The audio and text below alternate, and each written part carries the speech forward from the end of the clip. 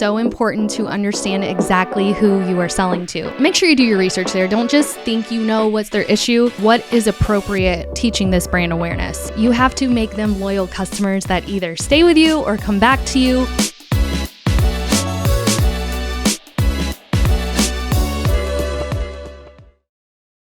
Hey everybody, welcome to Call Her Creator, hosted by the one and only social marketing queen.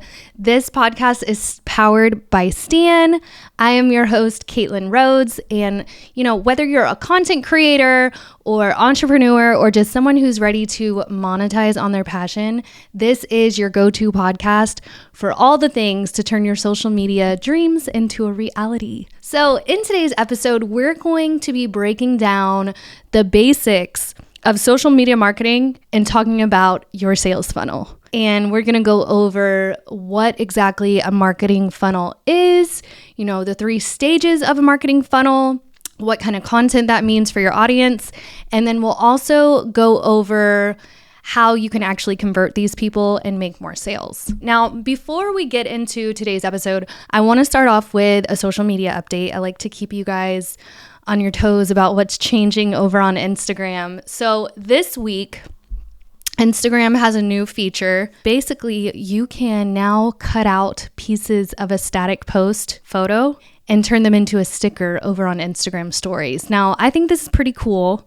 I've been seeing some people using this new feature. It's in your stories. So if you have to scroll through your feed and find a static image post, because that's what people were complaining about, is that everyone's posting reels nowadays. They don't see as many static posts. So scroll through your news feed, find a static post, and then click the 3 dots. And then from there, you will be able to take that photo and cut out a piece of it or like the main part of it and add it into your story stickers. So pictures of you, pictures of celebrities, Taylor Swift memes, all those fun little viral moments on the internet can now be turned into Instagram stickers. So love for you guys to try out this new feature. Let me know what you think about it. If you have it, send me a DM over on Call Her Creator over on Instagram and let's talk about it. All right, so today we are getting into marketing funnels, and I just think this is such a fundamental part of your overall marketing and sales strategy. This is how you sell stuff, whether you sell a product or a service. Everyone uses a marketing funnel. So I first learned about funnels with HubSpot. I have it in my notes. HubSpot defines a marketing funnel as a series of stages to guide prospects through the customer journey. The funnel helps you plan and measure your efforts to attract, engage, and convert prospects through content and other marketing materials like landing pages, ads, social media, all that good stuff. So, marketing funnel is basically funneling people on their buyer's journey. They're there to build awareness, which most marketing funnels are based on the AIDA model, AIDA. It's awareness, interest, desire, and then action. But you can simplify this funnel, which is what I do, into 3 main parts. Obviously, there's the top of the funnel. Let's imagine, close your eyes, we have an upside down triangle right now, okay? The top of that funnel is the awareness stage. Then as they go down that funnel, there's the consideration stage. And then they get to that bottom of the funnel. That's the conversion stage. So just to break it down a little bit for you before we get too nitty gritty here, top of the funnel is basically where your customer encounters a problem and they're seeking information about it, okay? So let's just say I own a coffee shop and my coffee machine has stopped working. So I'm now getting on the internet to kind of see what's the problem here? What's going on with my coffee machine? So I'm at the top of the funnel. I'm in the awareness stage. Once I get in there, you start to go down to the middle of the funnel, which is where the consumer has basically figured out what their problem is and they're considering all of their solutions. So my coffee machine's broken. I'm on the internet kind of searching up what could be wrong with it. Oh, found out what's wrong with it. So now I'm considering my options. I'm doing research to figure out who do I want to use, what product, who do I want to buy from. I'm considering all of my options here. And then as I go down the funnel, I'm assessing my options so that I can make a decision to purchase. And that's when, I'm going to probably compare pricing. If I see a discount somewhere, I'm probably going to use that discount code and go buy your product. So that's kind of how a general idea of how the marketing funnel works. and how you need to approach your marketing when it comes to your customer and the buyer's journey that they're on. They are on this little funnel, and at different times, people can come in at different parts of the funnel. Like, for example, they might come into the middle of your funnel because they've already done their awareness stage and they just found out about you during their consideration stage. So they can come in at any times, but traditionally, generally, they're going to come in at the top and flow down to the bottom. So let's break down these stages of the marketing funnel so that you can fully understand this concept. And what I want you guys to do is, while I'm talking about all of this stuff, think about your service or your product and how it plays its role with this marketing funnel and how you can use it to your advantage. Because this is how people should approach their marketing. When we do social media marketing at the agency, on a monthly basis, I tell the girls, at the beginning of the month, start at the awareness stage and then bring your buyer down the funnel. So start with awareness type content, give them more consideration type content, and then right hook, as Gary Vee says, hit them with a call to action. So top of the funnel, this is your awareness stage. This is where you are attracting a very broad audience. So you're throwing out a big net. You're just going to net anybody that needs some awareness of who you are. The whole goal here is brand awareness for you. So this is where people start to become aware of who you are. They might engage with you for the first time here. They might have just found you while scrolling through Pinterest. They might have saw a social media post that you posted. They might not know exactly who you are or what you offer yet. So this stage really you have to keep in mind that you still need to educate them on who you are and what exactly you deliver. So your marketing material here needs to be based around brand awareness, okay? Now, you want to think of this part as attracting people to your marketing funnel. You're just attracting them. You're not trying to sell to them right now. We're at the top of the funnel. These people don't even know you. It's like taking somebody on a date. You don't want to, kiss them on the first night. You got to kind of get to know them. So think about that. Your buyer needs to get to know you before they make a purchase, more than likely. Now, there are some people out there that obviously will pull the trigger and buy things without really educating themselves on the service or product, but generally speaking, most people are going to do their research first. So that's where the top of the funnel is. So examples of top of the funnel content, what is appropriate when we're, teaching this brand awareness?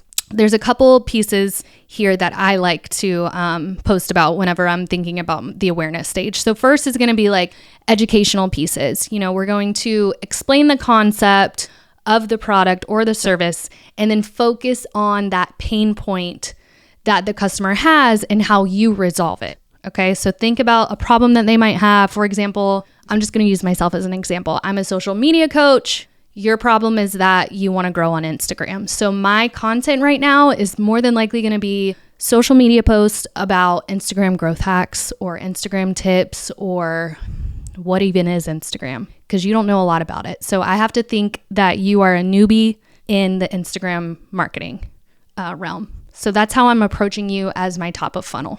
Now, this can also come in as video, infographics. I don't know if you guys ever scroll Pinterest. You will see a ton of infographics in there.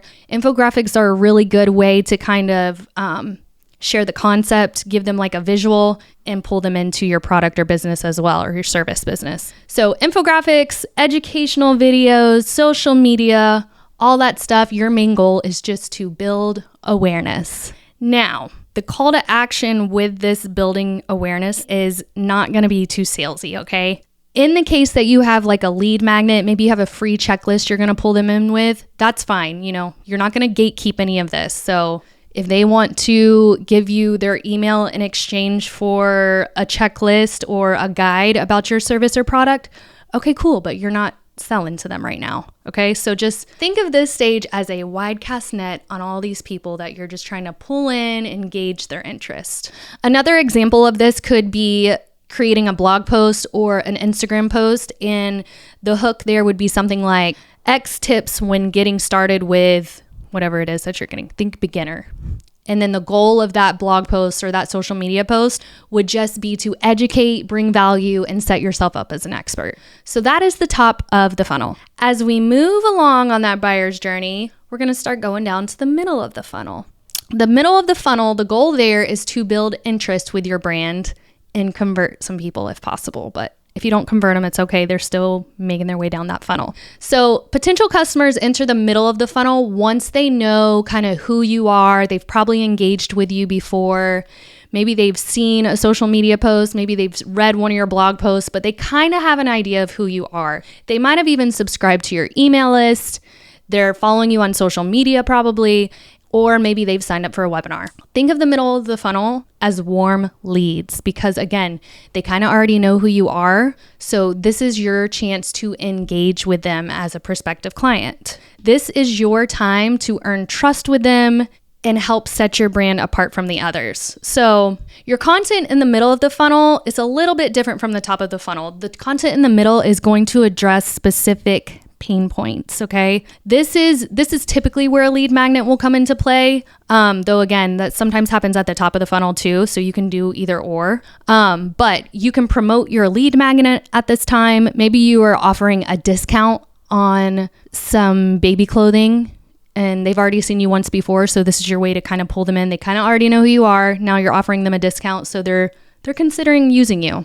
If you're a coach, maybe you've got a checklist in your stand store, and that is your free lead magnet. That's something that you're going to give to them in exchange for their email. Because again, they kind of already know who you are, so they're probably a little bit more comfortable giving you their email address in exchange for this, valuable offer that you have. Now, when they get a lead magnet, whether that's a discount code or, the checklist, or maybe they unlocked a free webinar or something like that, the goal there is to collect their email or their phone number so that you can get them on some kind of drip campaign.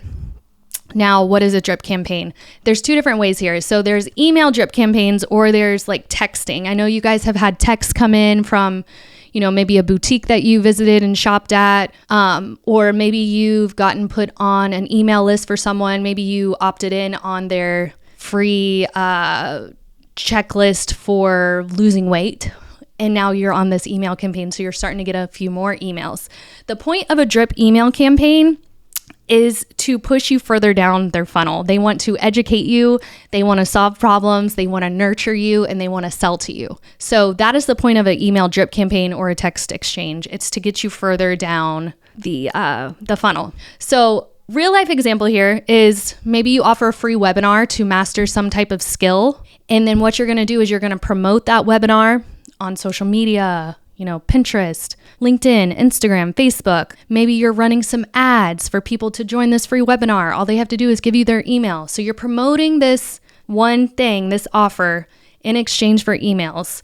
And so right now I'm doing this actually. We just launched a new lead magnet, which is launch your lead magnet like a pro. So we're actually teaching you how to launch a lead magnet. So we're giving this free checklist in exchange for their email. And then once they get on my email campaign, they're going to start getting a few emails in the next couple of weeks that first is going to educate and nurture them with some valuable information. I'm going to, drive them further down, having a lead magnet, what that looks like, the benefits, how to do it.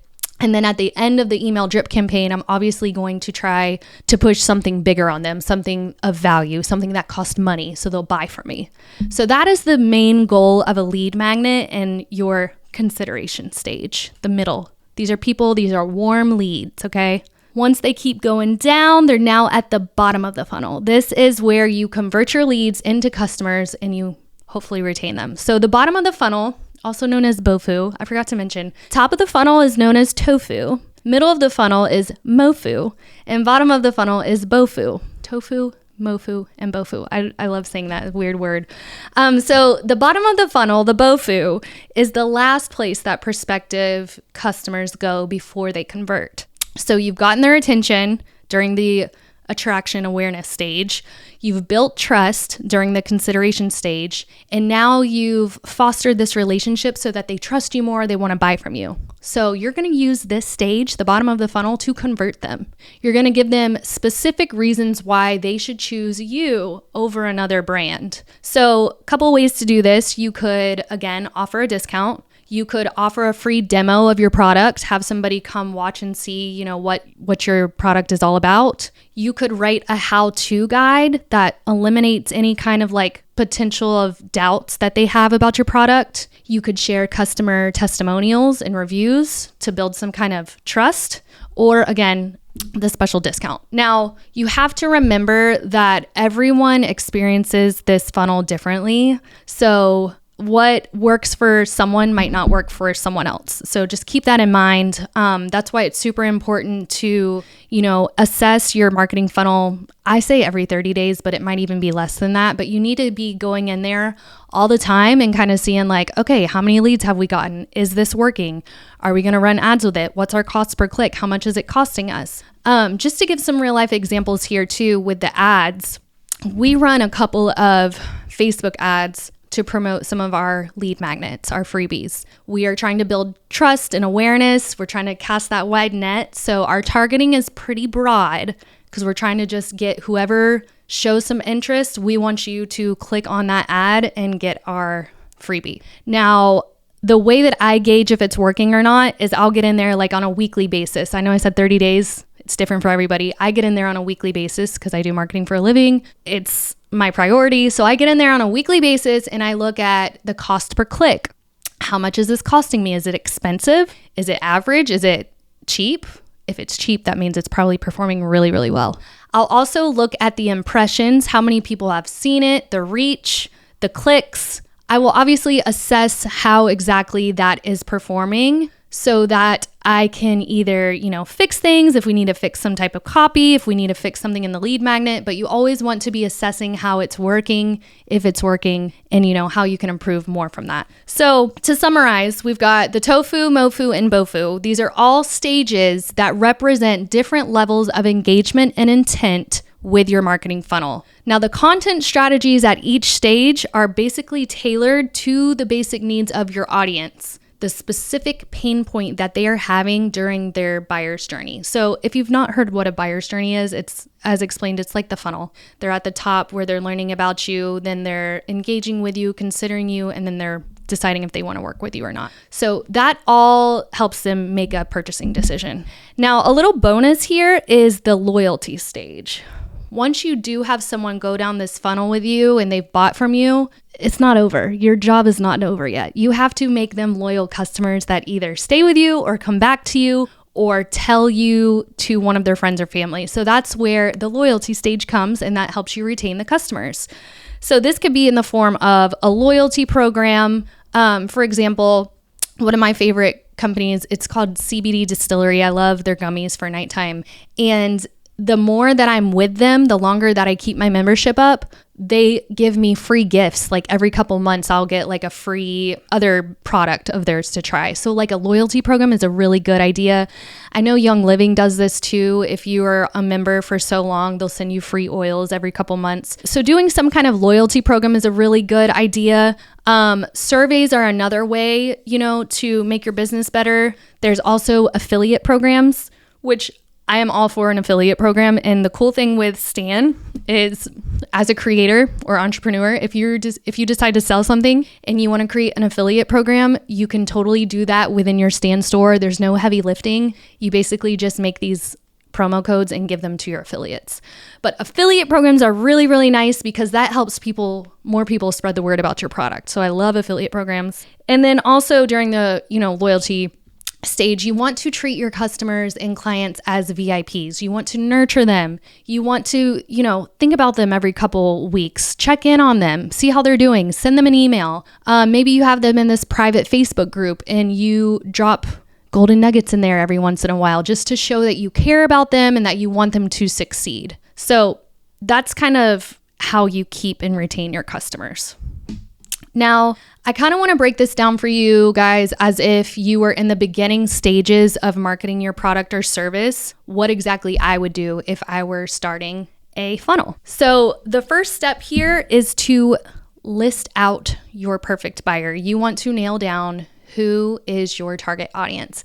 And this was actually talked about in episode 1, your buyer's persona. It's so important to understand exactly who you are selling to. So you need to write down what they look like, what gender, their age, where do they live? Do they have, extra income? How much do they make? What do they do for a living?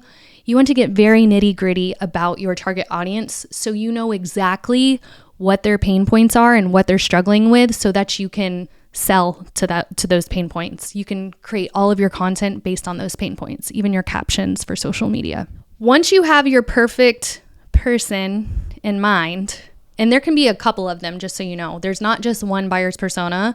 I've worked with a company before. They had like 5 different buyer's persona. They had like a middle-aged woman who stays at home and does art classes. And then we had Brian who works in the office, yada, yada. There was different kind of people. So don't think that it's just one perfect person. There can be like versions of that perfect person, okay? Once you have that perfect person or persons in mind, you're going to want to map out their customer journey. Where exactly do you want them to start? And where do you want them to end up? What exactly are you trying to sell? So that's why having your offer in place is extremely important. There are a ton of people out there that will go and make a lead magnet and collect all these leads. And then they're like, what do I do with these leads? I don't know what to sell them. I don't have a product. That's not the way to do this. Make sure that you have a product or a service in place before you start pulling all these people in. Now, don't get me wrong. There are people out there that make waiting lists just to gauge people's interest, and they'll get you on the wait list and then they'll offer something later on. That's fine. But if you really want to do this the right way, you need to have your offer in mind and put it together. So map out their journey. Where do they start? What is their finished product? How are you going to get them to buy this? How are you going to attract them to that? So I would start with your offer first, honestly, and then think about how you can attract people to that offer. The next part of that is designing your actual lead magnet. So again, I have a lead magnet checklist, which is going to help you launch your lead magnet in my own Stan store. If you guys want to get that, it's free. But what that will do is that will kind of give you a checklist of everything you need to have in place before you actually launch your lead magnet. So I know I said design your lead magnet, but there's a lot that goes into an actual lead magnet. So when you're doing that, I would do some competitors research and see what are other people offering as a freebie. What kind of value are they bringing? And just make sure you do your research there. Don't just think you know what's their issue. You should be able to find what their pain points are from that buyer's persona. But if you need even more help, you can go do competitive research there. So you've listed out your perfect buyer. You've got your buyer's journey. You've designed your lead magnet. Now you need to design a landing page for that lead magnet. So when people are interested in grabbing your checklist, where do they go to get it? So there's 2 options here. One, again, I told you guys, Stan actually has a little lead magnet capture form for their store.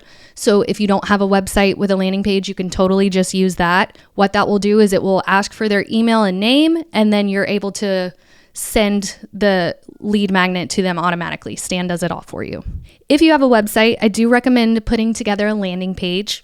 Landing pages are a way to push those specific people to one spot, educate them on what you're about to give them, and kind of sell to them a little bit more. So for example, my landing page right now for that lead magnet checklist is something around the lines of launch your lead magnet without stress. Grab my free checklist to make sure you do everything right. Something like that. So it's just a way for you to educate them one more time about what you're selling, kind of sell to them. And it looks good too, because then you can show off what the lead magnet actually looks like. So landing page is really great to have in mind. Once you have that in line, then you can start your marketing for it. I would do a ton of social media marketing around your lead magnet. And, that can be on Instagram, Facebook, LinkedIn, all the things, Pinterest. Pinterest is a really good website, by the way, to drive traffic to your website. It's actually one of the biggest referral traffic drivers is Pinterest. So creating an account over there is really smart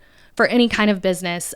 Product businesses, for certain, because it's really based on pictures. But we, as a service provider, we do some Pinterest marketing and it performs pretty well. We've actually pushed a lot of people to different lead magnets of ours from Pinterest. So that is a really good place to start marketing your lead magnet. And then, like I said, using your other channels, obviously, too. You can also do a dedicated email campaign where maybe, you line out like a 7-day campaign, and like day 1 is you are giving them their freebie. Day 2 is you are educating them a little bit more. Day 3, you're providing a little bit more resources. Day 4, you are giving them an offer discount code and saying that it expires in the next 48 hours. So you see how you kind of just like attracted them, but then you like made them want to make a purchase now, timely. So that's how you start marketing your content. And then the other part of this is actually looking at the performance of it. Analytics are your best friend when it comes to this stuff. That's going to tell you if it's performing well. This is actually a really good time for you guys to get into Google Analytics. If you have a website, Google Analytics is totally free. You will just go in there and create an account, and then you will give them the URL to your website, and Google will actually start indexing your website, crawling all of the pages so that when people do search for a certain something, Google can serve your website to them. Now, Google's really good at being able to track like your most popular pages that people are visiting. So you can kind of see if your landing page is performing well. You can see if your blog posts are performing well. Again, blogging is a really good way for that top of funnel too. Top and middle, really, because they're not only going to be learning about you, but you're also going to be like engaging them. They're going to be considering you during blogging. So that could be either or. But blogging is a really good way to do that. And a really good way to measure that through Google Analytics. And then there's also something called heat maps. Now, this is typically you have to pay for heat maps. But what this does is it will basically like analyze your entire website and show you where people are clicking the most. So the heat map will show you when someone lands on your website, it will show you where they go first and what's like the most popular part of your website. It's really, really cool. That's something to look into as well if you have the budget for it. The biggest thing about this marketing funnel is that you are not so much being too salesy and pushing, sales down your customers' throats, but you're more so attracting them to your product or service. We live in a world of self-service where, we do the research, we have the phones at our fingertips. So we're always on there, researching, educating ourselves so that we can make a very educated buying decision as well. So keep that in mind when you are thinking about this funnel, that people aren't dumb. They're going to do their research. So you just need to be there to meet them at the time of each point of their buyer's journey, whether that's during their awareness stage where they're just getting aware of who you are, they're just, being introduced to who you are, or the consideration stage where they're considering their different options, or the conversion stage where they're ready to buy and they just need you to give them a little nudge, like a special discount or something like that. But you just have to meet them where they're at in their buyer's journey. If you liked this episode today, please let me know. Send me a DM over on Instagram, Call Her Creator, or Social Marketing Queen. And I would love for you to send this episode to a friend and leave me a 5-star review if you enjoyed it. And with that, I will see you guys next week with a new episode of Call Her Creator. Thank you.